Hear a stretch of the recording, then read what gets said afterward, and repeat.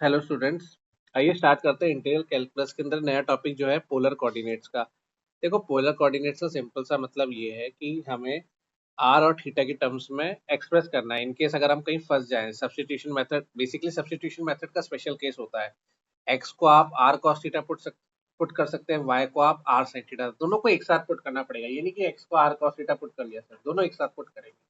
Polar coordinates का मतलब simple सा ये है, बचपन में पढ़ा भी होगा आपने कॉम्प्लेक्स नंबर्स के अंदर। ये है x प्लस आयोटा y करके हम बोलते हैं, तो x two r cos theta y is two r sine theta बोलते थे। सिंपल सा फंडा, बस पोलर कोऑर्डिनेट्स का ही याद रखिएगा। आगे देखते हैं क्वेश्चंस के थ्रू कैसे सॉल्व कर सकते हैं हम इसको। देखिए, पहला evaluate r sine theta d r d theta के टर्म्स में। कार्डियोइड क्या होता है भाई? इस फोटो को कार्डियोइड बोलते हैं। खैर नाम से हमें मतलब नहीं है, हमें तो सिर्फ शेप देखना है और इक्वेशन बनानी है, इंटीग्रेशन मारना है। अच्छा, इसका कार्डियोइड ऐसा शेप का होता है, आर का वैल्यू ये दे रखा है आपको। हमें फंडा याद है, r sine theta d r d theta करना है, ठीक है भाई साहब। थीटा को कहाँ से लेंगे? जीरो से पाई लेंगे। स्टैंडर्ड याद रखना है आपको, और आर का वैल्यू क्वेश्चन में जो कि हमें मेंशन है, ठीक है। ठीक है, ये चीज हमें मेंशन दे रखी है। सिंपल सा आप कैसे मारेंगे? पहले डी आर की टर्म्स में मारो, डी आर की टर्म्स में आर। देखो, फंडा ये याद रखिएगा, अगर आप पहले इंटीग्रेशन डी आर की टर्म्स में कर रहे हो तो लिमिट डी आर की लगाना, आर की लगाना। अगर आप डी थीटा में कर रहे हो तो लिमिट थीटा की लगाना। लिमिट्स को उल्टा मत कर देना। कैसी को दिमाग में क्रिस्टल क्लियर रखो, डी आर से भी पहले इंटीग्रेशन मार सकते हो, डी थीटा से भी मार सकते हो। कंडीशन ये है कि अगर डी आर से कर रहे हैं तो फिर लिमिट जो है आर की ही होनी चाहिए। इस चीज का ध्यान रखिएगा। जब डी आर से मारा, theta will be a constant. Limit आपने लगा दी भाई आर की। अब आप क्या कर रहे हो? इसको सॉल्व कर रहे हैं। One plus cos theta two cos का थीटा बाई टू होता है, ये हमने लगा दिया यहाँ पे सॉल्व करने के लिए। कुछ फोटो ऐसा बन रहा है। हमने क्या करा भाई? थीटा बाई टू को 5 मान लिया या थीटा को 2 5 मान लिया। सब्स्टिट्यूशन मेथड लगा रहे हैं, लगा लेते हैं। लगाने के बाद आपकी लिमिट्स क्या हो जाएगी? जीरो से पाई की जगह जीरो से पाई बाई टू चेंज हो जाएगी। लिमिट्स आर ऑफ पाई, पाई की लिमिट्स आएंगी अब, ठीक है। ये चेंज कर लिया। अब इसके बाद हमने क्या करा? फोटो ऐसे बन गई, कॉस फाई को टी मान लिया। लिमिट फिर चेंज हो जाएगी, टी की लिमिट्स आ जाएगी अब। Limit has been change to t. Solve करने के बाद 4a/3 फाइनल आंसर आता है। सिंपल सा फंडा है। आप वीडियो पॉज कीजिए, कैलकुलेशन सॉल्व कीजिए, अपने नोट्स बनाते रखो, ये सब लिखते चले जाओ। समझ में आ रहा है? जितना लिखोगे उतना फायदे में रहेंगे आप। अगले क्वेश्चन पे आइए। इवेल्युएट क्या कह रहा है भाई साहब? R cube d r d theta को इवेल्युएट करने के लिए कह रहा है between the circles 2a cos theta, r का वैल्यू 2b cos थीटा और 2a cos थीटा। अच्छा, 2a 2b बना दिया हमने। वहां क्वेश्चन में दे रखा है ए बड़ा है तो मुझे सर्कल बड़ा होगा। सर्कल का फोटो ऐसा बनता है। अच्छा, area of the shaded region हमारा आंसर है। समझे? जिनको नहीं पता, ये फिगर से थोड़ा सा सिखा रहा हूँ कि एरिया ऑफ शेडेड रीजन हमारा फाइनल आंसर होगा, जो कि इस इक्वेशन से निकलेगा। डबल इंटीग्रल कर रहे हैं, सरफेस का निकाल रहे हैं एरिया बेसिकली। ऊपर हमने क्या करा था? ये तो हमने स्ट्रिप मारी थी यहाँ पे, ठीक है। ठीक है भाई साहब, माइनस पाई बाय टू से पाई बाय टू ले लिया। इसको सॉल्व करने का तरीका देखो अब आप। सिंपल सा फंडा तरीका है। R cube d r d theta दे रखा है, माइनस पाई बाय टू से पाई बाय टू हमारी लिमिट है, और आर की लिमिट ये है। तो जब डी आर के टर्म्स में आप इंटीग्रेशन मारोगे तो ये फंडा आंसर आएगा, provided theta is a constant. Limit ये रहेंगे आर की। फिर आप इसको सॉल्व कर रहे हैं, लिमिट डाल के final limit minus lower limit. Theta के टर्म्स में जब आप सॉल्व करेंगे तो फाइनल आंसर ये बनेगा आपका, cos की पावर 4 का इंटीग्रेशन। फाइनल आंसर ये होता है। जिनको नहीं याद है, स्टैंडर्ड रिजल्ट के तौर पे याद रखिएगा, फायदे में रहेंगे आप। ये याद ही कर लो पूरा, cos की पावर 4 थीटा का होता है, बार बार कौन निकालने बैठोगे। अच्छी बात है, अपने शॉर्ट नोट समरी नोट्स बना करके रखिए। जिनको याद है, जिनको नहीं याद उनको लिख करके रखिएगा। अगला टॉपिक आता है change of variable in double integral. Basically अब 2 बार इंटीग्रेशन मारना है तो कर लेंगे, अभी तक यही तो करते आ रहे हैं इतनी देर से। एग्जाम्पल देखो, क्वेश्चन ये दे रखा है, सर्कल ये दे रखा है, ठीक है। हटाओ, एक्स का वैल्यू दे आर कॉस थीटा, वाई का value r sine theta, d x d y क्या हो सकता है भाई? R d theta d r. ये फोटो चीज याद रखना, डीएक्स डीवाई वाली। डीएक्स डीवाई क्या? मोटाई। ये स्टैंडर्ड चीज याद होनी चाहिए, बच्चों को याद नहीं रहती है, ठीक है। Sine x square y square d x d y, तो डीएक्स डीवाई को आपने रिप्लेस कर दिया किससे? ये स्टैंडर्ड रहेगा हमेशा पोलर कोऑर्डिनेट्स के लिए, हमेशा स्टैंडर्ड रहेगा ये कंडीशन। इसलिए r d x d y r d theta d r हो जाता है। अब इसको सॉल्व कर लेते हैं भाई। X square plus y square दे रखा है, डी एक्स डी वाई लगा दिया, पाई आर स्क्वायर लिख दिया हमने। सॉल्व करने पे आर स्क्वायर को टी मान लो, डी टी हो जाता है यहाँ पे।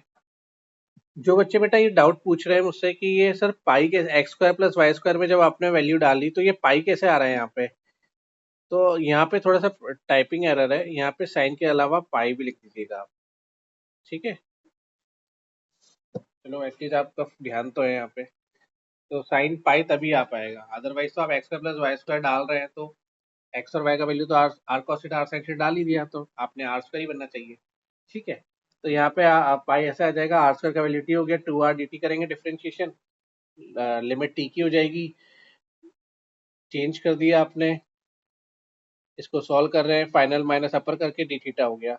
अब थीटा में आंसर लाना है भाई हमें, तो थीटा की इंटीग्रेशन करना बाकी ना, तो ये हमने लास्ट में क्या कर दिया कि थीटा में इंटीग्रेशन कर दिया, सॉल्व करा, फाइनल आंसर ये आता है। स्टैंडर्ड रिजल्ट के तौर पे भी चाहो तो आप याद कर सकते हो, शॉर्ट नोट्स बना के रखिए, जितना शॉर्ट नोट्स बनाएंगे उतना आप फायदे में रहेंगे, स्टैंडर्ड रिजल्ट उतने ही याद रहेंगे आपको। एस टी मतलब स्टैंडर्ड रिजल्ट,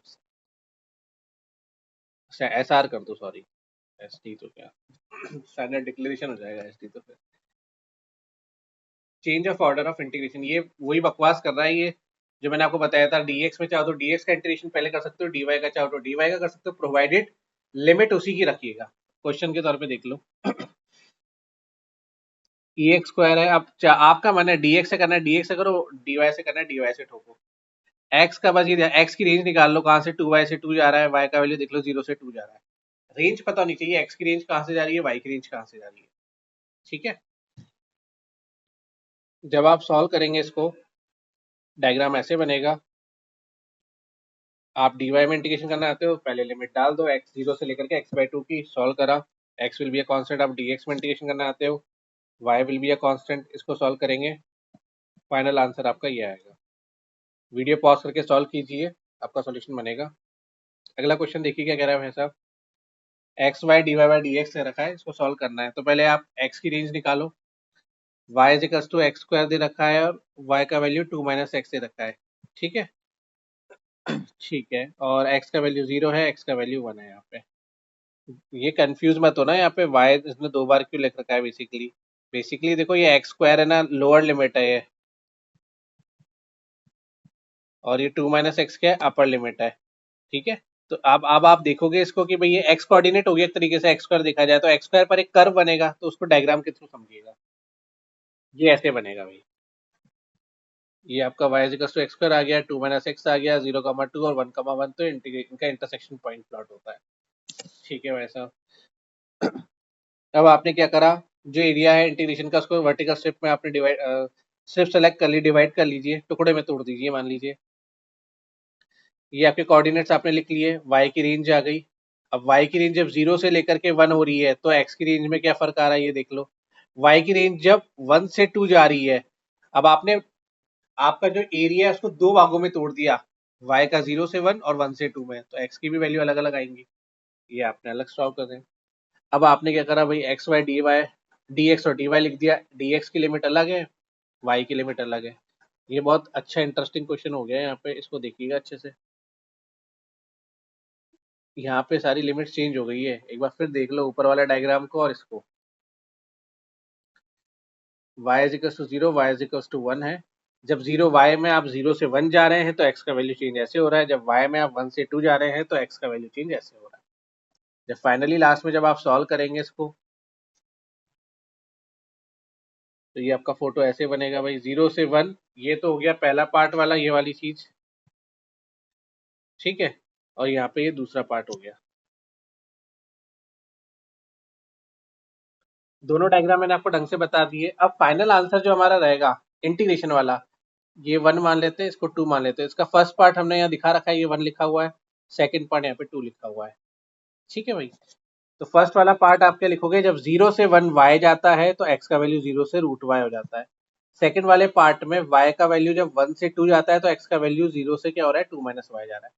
ये फंडा क्लियर हो गया, अब इसको सिंपल से इंटीग्रेशन मानना है, आप पहले x का मान लो, taking y as a constant, यहाँ भी ऐसे कर लीजिए, सिंपल स्टेप्स में होता जाएगा सॉल्व, सॉल्व करेंगे, फाइनल आंसर 3/8 आ जाएगा। पर इट्स अ गुड क्वेश्चन, ये अच्छा क्वेश्चन है, इसमें बच्चे फंसेंगे, गलती होने के चांसेस ज्यादा है, इस क्वेश्चन को स्टार मार्क करके कॉपी में अच्छे से नोट डाउन कीजिएगा। यहाँ पे इसके थ्रू आपको क्या हो जाएगा, एक बार एरिया मिल जाएगा कि भाई यार अच्छा मुझे यहाँ पे ग्राफ जो बनाना है वो कैसे बनेगा। तो इससे हमने कर्व एक बना लिया। कर्व बनाने के बाद हमें पता लग गया कि यार ये हम एक साथ पूरे एरिया का इंटीग्रेशन नहीं मार सकते, हमें टुकड़े करने पड़ेंगे। ये कैसे पता लगा? ये 1,1 से पता लगा, इंटरसेक्शन पॉइंट से। ठीक है, ये यहाँ से पता लग गया, ये बात है। अब सरफेस एरिया और वॉल्यूम निकालना है। वॉल्यूम है तो 3 बार मारेंगे, एरिया है तो 2 बार मारेंगे। सरफेस एरिया का फंडा फॉर्मूला क्या होता है भाई, ये फॉर्मूले याद रखना। Del z by del x, del z by del y, d x d y का ये सिंपल सा फॉर्मूला याद रखो आप। ठीक है, इसकी हमें इसके देखिए कहाँ से आया, इसके डेरिवेशन वाले पार्ट में आप बैठ करके गूगल करते रहिए जितना आपको करना है। अभी हमारे पास लिमिटेड नंबर ऑफ टाइम है, नंबर ऑफ आवर्स है, अभी इसकी एप्लीकेशन पे आता ध्यान दीजिएगा। Find the area of surface of parallelopiped x square plus y square two z lies between this. इसको सॉल्व करते हैं। सॉल्व करने का तरीका बड़ा सिंपल रहेगा भाई। हमें सरफेस का फॉर्मूला दे रखा है किताब ने, ये लगाना है। अच्छा, सरफेस में पता है x square plus y square z हो जाएगा, del z by del x निकाला। जो डिफरेंशिएशन के पार्ट है वो निकालो, इंटीग्रेशन मार देते हैं। डी एक्स डी वाई में पता है are d theta d are होता है, चेंजिंग पोलर कोऑर्डिनेट्स लगाएंगे इसे। सल्फर का यहाँ पे सरफेस का वैल्यू ये आ जाएगा। टेकिंग प्रोजेक्शन हमें लिमिट रखनी है तो हमने जेड का वैल्यू 1 ले लिया। जेड क्या है, बेसिकली कॉम्प्लेक्स सरफेस है तो कॉम्प्लेक्स नंबर से डिनोट करना पड़ेगा। X square plus y square two z हो गया। सर्कल हमारा 0 से 2 पाई के बीच में लाया करेगा। सर्कल क्या हो जाएगा, x square plus y square 1 हो जाएगा, आर का वैल्यू 1 आ जाएगा। तो थीटा की लिमिट 0 से 2 पाई, आर की वैल्यू 0 से 1 हो जाएगी हमारी। इसको जब आप सॉल्व करोगे कुछ फोटो ऐसे दिखेगा। अब आप क्या करो, पहले डी आर में ठोक दो 0 से 2 पाई, फिर डी थीटा में ठोकेंगे अपन लास्ट में। डी आर की लिमिट है भाई 0 से 1। ठीक है, आर आपका 0 से 1 जा रहा है ना रेडियस, और थीटा आपका 0 से 2 पाई हो जाएगा। इसको सॉल्व करो, फाइनल आंसर आपका ये आ जाएगा। ठीक है, अगला क्वेश्चन क्या कह रहा है, find the area of the spherical sphere जिस इतना inside the cylinder. Bar bar diagram नहीं बनाना, हमें तो सिंपल से याद है, अच्छा सरफेस एरिया निकालना है, फॉर्मूला लगाओ। अच्छा, यहाँ पे एक एक्स्ट्रा चीज आ रही है 4। ऊपर आ रही थी क्या भाई, देखो जरा, ऊपर नहीं आ रही थी। कारण कारण कारण ये है कि इससे पहले वाले क्वेश्चन में अपन पैरेलल पाइप का एरिया निकाल रहे थे तो उसकी सरफेस का फॉर्मूला अलग है। यहाँ पे अपन स्फेरिकल स्फीयर का निकाल रहे हैं तो यहाँ पे फॉर्मूला अलग हो जाएगा, इसलिए ध्यान रखना है, ये अलर्ट रहना थोड़ा। तो x square plus y square plus z square ये दे रखा है, यहाँ से आपने del z by del y, del z by del x निकाल लिया। वैल्यू डाल दो भाई यहाँ पे। वैल्यू डालेंगे आप उसको सॉल्व करने के लिए डी एक्स डी वाई की टर्म्स में। यहाँ पे अपन कोई पोलर कोऑर्डिनेट वगैरह नहीं लेंगे क्योंकि स्फेरिकल स्फीयर दे रखा है। X square plus y square आपको ए एक्स दे रखा है। अच्छा, इसी इक्वेशन का फायदा उठाएंगे। ये चीज है, देखिए जरा लास्ट। देखो यहाँ पे डायरेक्ट अपन अब यही इक्वेशन दे दी है, इसके बाद अपन direct put x equal to r cos theta r sine theta नहीं करेंगे यहाँ पे। ये जो मैंने बताया आपको पोलर कोऑर्डिनेट्स को यूज करने का, क्योंकि यहाँ पे हमें ये इक्वेशन गिवन है। अगर पोलर कोऑर्डिनेट्स लगाना है तो फिर इसमें लगाओ। ठीक है, जो बच्चे ने डाउट पूछा था आपको समझ में आ गया। डायरेक्ट पोलर कोऑर्डिनेट से इंसर्ट नहीं करेंगे, क्यों? क्योंकि यहाँ पे हमें ऑलरेडी एक और इक्वेशन गिवन है। तो अब हम क्या करेंगे, इस वाली इक्वेशन के अंदर, क्योंकि अभी इस इक्वेशन को सॉल्व कैसे करोगे, x square plus y square two a x से रखिए, कुछ नहीं कर सकते। इसलिए हम यहाँ पे आप सब्सटीट्यूशन कर सकते हो पोलर कोऑर्डिनेट्स का। टी की टर्म से भी चाहो तो कर लो, कोई इशू नहीं है। लेकिन अब हम देखिए जो फंडा सिखा रहे हैं, पोलर 3D ऑब्जेक्ट्स होंगे या 2D ऑब्जेक्ट्स होंगे, तो अपन पोलर कोऑर्डिनेट्स के थ्रू ही करेंगे। तो एक्स का value r cos theta, y का वैल्यू आर sin थीटा डाला, डी एक्स डी वाई में पता है क्या होगा। थोड़ा सा इंटीग्रेशन डिफिकल्ट हो जाएगा यहाँ पे आपके लिए।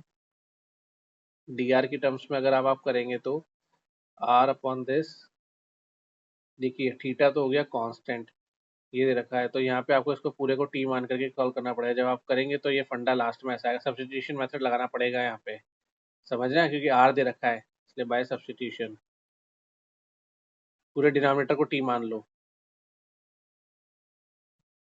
सब्सटीट्यूशन मेथड से ये सॉल्व करा, फिर थीटा का इंटीग्रेशन तो सिंपल सा हो जाएगा। Final limit upper minus lower कर दिया, लास्ट में आंसर ये आता है। This will be your final answer.